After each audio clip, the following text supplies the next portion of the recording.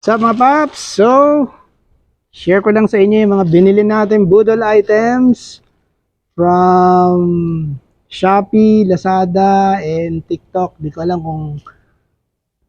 matandaan kung saan ko pinagbibil tong mga to. Pero Throw your hands up if you with it. Drop it.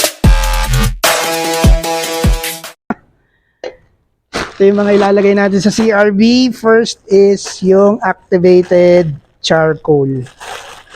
Okay, yung activated charcoal, pantanggal ng amoy amag sa kotse.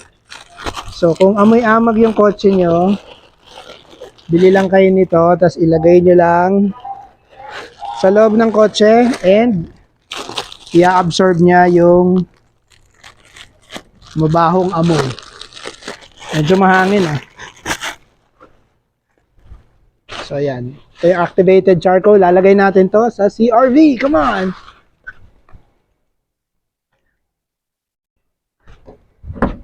So, maglalagay tayo sa harap. Dito lang natin lalagay yan. And isa sa likod.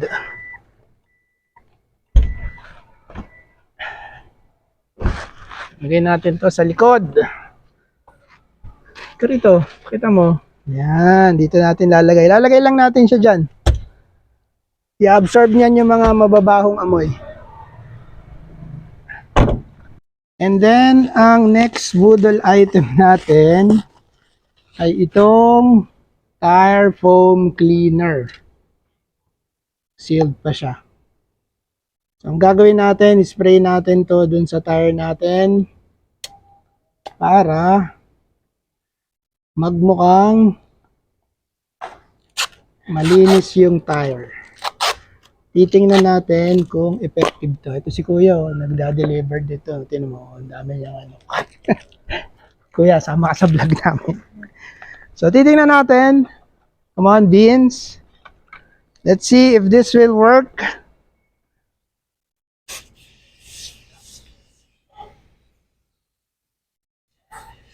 Sabi, pag natunaw daw, no need to rinse. Come on. Pag natanggal daw, malinis na yung tires mo. So, tingnan natin kung effective siya.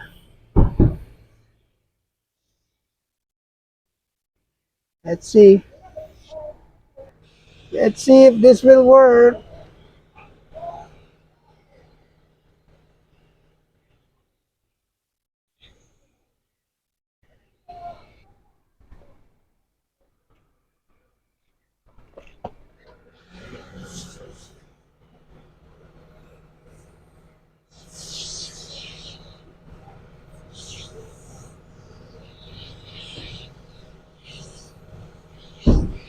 So after 5 minutes, ito na itsura ng gulong natin. Malinis na siya. That's effective. Effective nga yung tire cleaner na yun. Ayos para naka-tire block yung gulong.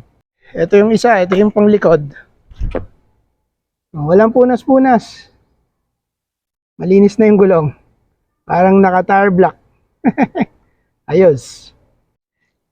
And lastly, ito yung film na kinakabit sa side mirror para huwag magstay yung tubig sa side mirror mo.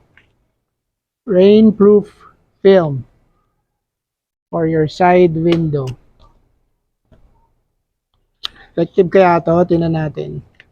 Medyo takot ako mag-install nito kasi may nakita akong isang kotse. Parang after a while, lumabo na yung film. So, di ko alam kung baka ganun rin yung mangyari. Kaya medyo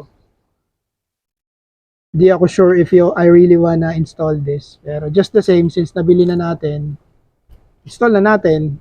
Tanggalin na lang natin kung talagang lalabo siya after a while. Di ba? So, dalawang side to, passenger and driver side. Tapos, ito yung sa window. And then, ito yung sa side mirror. And then, may guide sticker na kasama. And then, wipe removes dirt.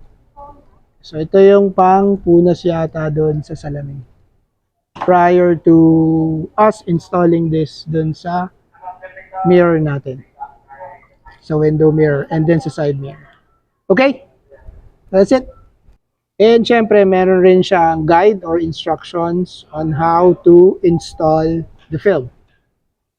Anti-fog rainproof film. So, ito yung pinaka-film. Meron siyang nakalagay na front and this is the back. So, pag in-install mo, pag ganun. But prior to installation, may kasama siyang wipes. Punasan muna yung salamin. So, ito yung wipes na pang wet. And then, ito yung wipes na pang dry. So, una to.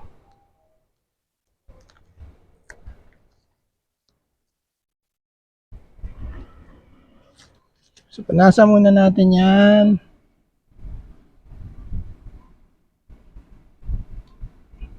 And then, punasan rin natin to. Spray muna natin ng alcohol para siguradong malinis. Then, sprayan natin ng tubig bago natin ikabit.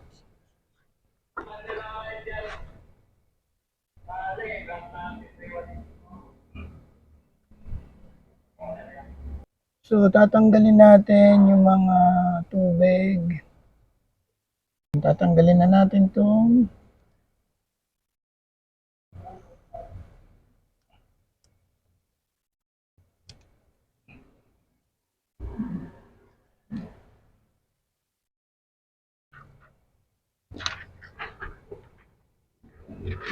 yan din yung gagawin natin dito.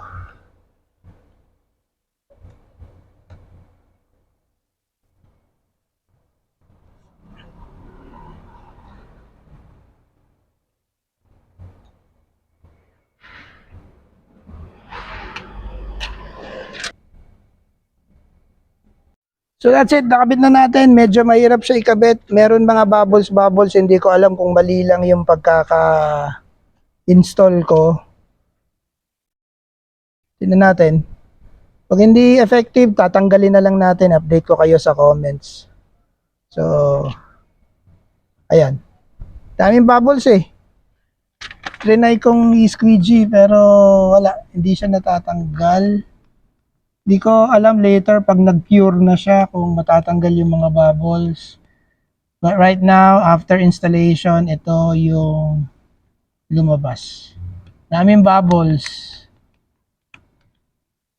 That's it. That's our CRB Budol for today. Dun sa mga products na ginamit natin, ang pinaka-effective is yung tar cleaner. Yung activated charcoal, hindi ko alam kung mag-work. Titingnan muna natin kung mag-work siya. Itong anti-rain film. Ano ba to? Rainproof film. Hirap install. Puro bubbles yung lumabas. So, hindi ko rin alam kung effective siya. So, i-update ko na lang yung comments. Yun lang. Thanks for watching. Till the next video. Peace.